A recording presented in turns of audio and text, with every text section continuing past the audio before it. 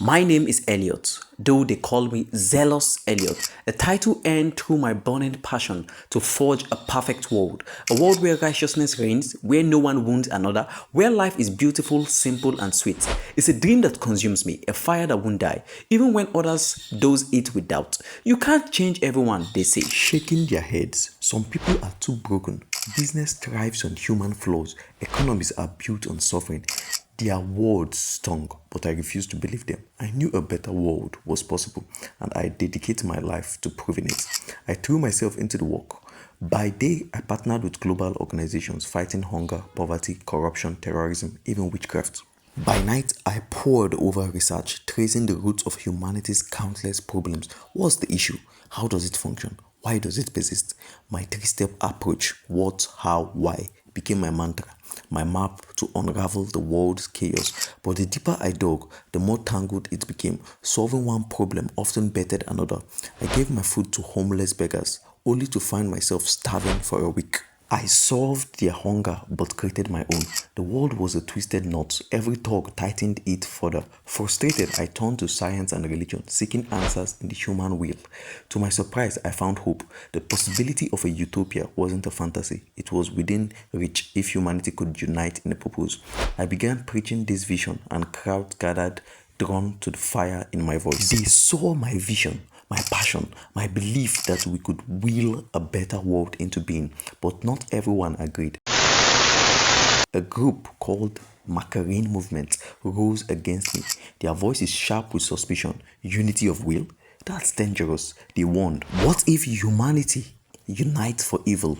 Your dream sounds like the prophecy of an antichrist, a false peace without God. Religious groups rallied behind them, and their movement swelled. I couldn't deny the silvers of truth in their fears. What was I chasing? My heart grew heavy, my zeal faltered, and I sank into despair. One night, in the depths of my depression, something extraordinary happened. I was alone in my room, the weight of 50 years of struggle crushing me, when a strange light flickered. A genie appeared, towering and otherworldly, dropping a 4-foot sand clock at the center of my room. The sand began to fall, each grain a ticking second. You have 3 wishes, Eliot, the genie said, its voice deep and resonant. But choose wisely before the sand runs out. My mind raced, a perfect world. But what is perfection? I'd seen how fixing one problem could unleash 3 more. A world without free will would turn us into zombies, stripping away the very essence of humanity. I froze, paralyzed by indecision, watching the sand dwindle. My life's work flashed before me, every failure, every unintended consequence. In desperation, I screamed, "Oh God, creator of all I see and don't see, help me." Exhaustion overtook me, and I fell into a trance-like sleep. In that dream, the genie returned, but it was no genie, it was God, disguised to help me.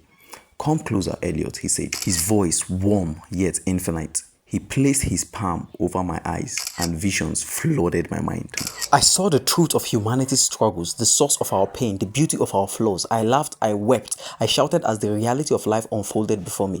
When I woke, my heart was light, my purpose clear. I knew exactly what to wish for. I stood before the sand clock, its grains nearly gone, and spoke my wishes with conviction. Let people know the truth, let them understand the truth, and give them the courage and confidence to follow the truth wherever it leads.